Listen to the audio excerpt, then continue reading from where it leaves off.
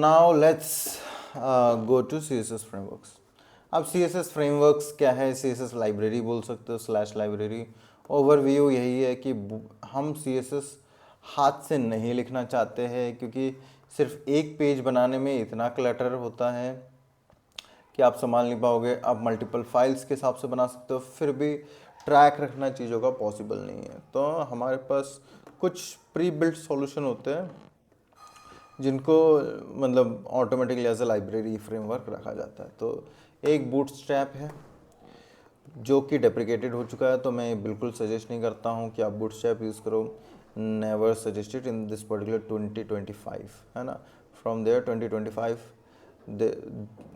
never use bootstrap because it is already deprecated. There is a version 5 I think, and it is also got terminated.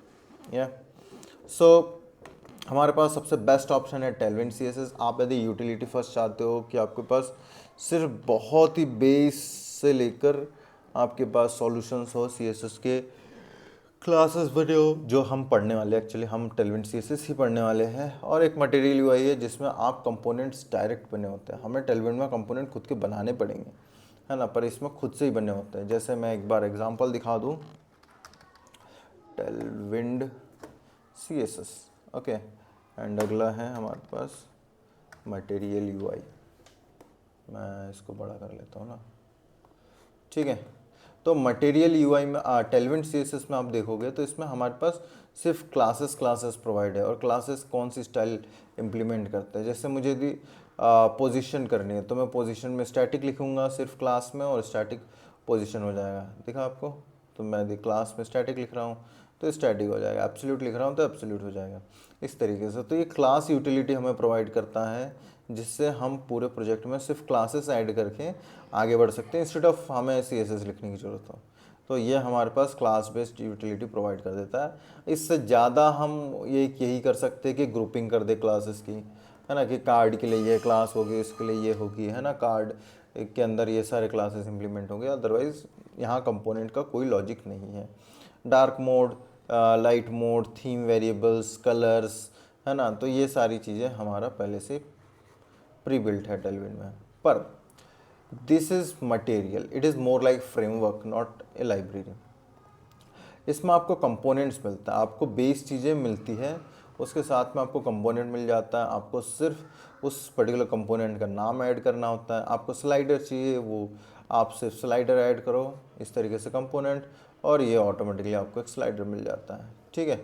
आप slider add करते ही slider Baij चाहिए, आप Baij component add करो, बैज आपको वहीं के वहीं बैज मिल जाएगा। आपको लिस्ट चाहिए, आप लिस्ट कंपोनेंट ऐड करो, उसमें लिस्ट आइटम अलग नाम के कंपोनेंट है। तो ये एक्चुअली एज ए फ्रेमवर्क हमारा यूज़ होता है, तो जो कि one of the best approach है। जब आप इसको फिर एक्सटेंड कर सकते हो कि इसके और कंपोनेंट आपने बना दिए और फुल फ्लेज्ड है material, so it is very very useful.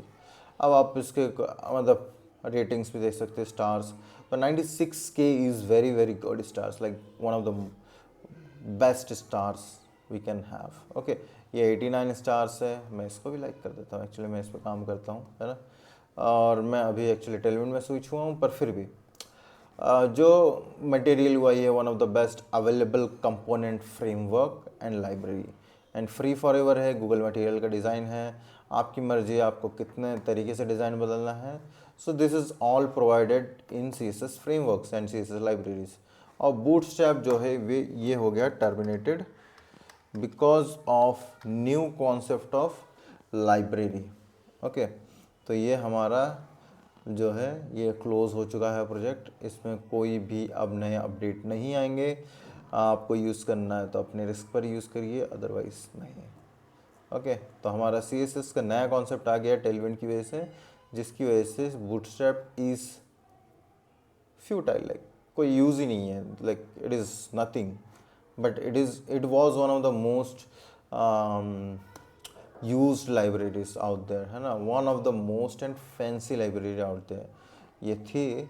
और ये ट्विटर की तरफ से थी, और आप देख सकते हो, मतलब स्टार्स देख के समझ सकते हो 173K स्टार्स। सो जब भी कोई इंसान पैदा होता था वेब डेवलपमेंट में तो सबसे पहले बूटस्ट्रैप यूज़ करता था कोई भी काम के लिए, ठीक है। इवन अभी भी मैंने एक रिसेंटली प्रोजेक्ट में बूटस्ट्रैप यूज़ किया है, क्योंकि मुझे जस्ट MVP देना था, मुझे बताना था POC, प्रूफ ऑफ कॉन्सेप्ट।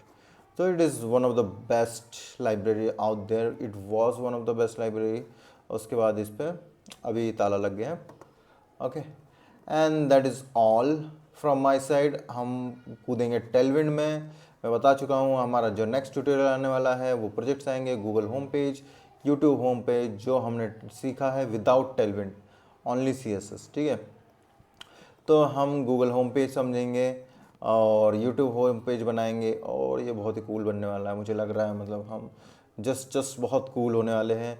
उसके बाद हम टेलविंड समझेंगे, उसके बाद हम टेलविंड के थ्रू प्रोजेक्ट बनाएंगे, और टेलविंड के थ्रू प्रोजेक्ट बनाएंगे वो बहुत सारे वीडियोस जाएंगे। मैं नहीं चाहता हूँ कि आप मल्टीपल जगह जाओ और फिर चेक करो, आई बटन चेक करते रहना मेरे यहीं पर, और आपको पूरा का पूरा कोर्स एक साथ मिलेगा।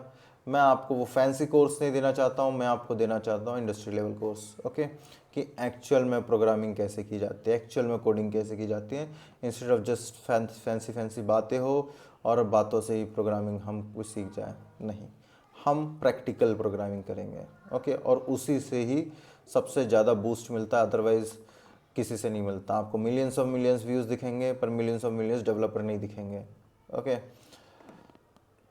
Thank you then. Hello guys, like share and comment करना ना भूलें, और नए अपडेट्स के लिए डिस्क्रिप्शन एंड आई बटन को चेक करें। एंड 1-to-1 ट्यूटोरियल्स के लिए, 1-to-1 मेंटरशिप के लिए आप मुझे डायरेक्ट कॉन्टैक्ट कर सकते हो ईमेल पर। Thank you.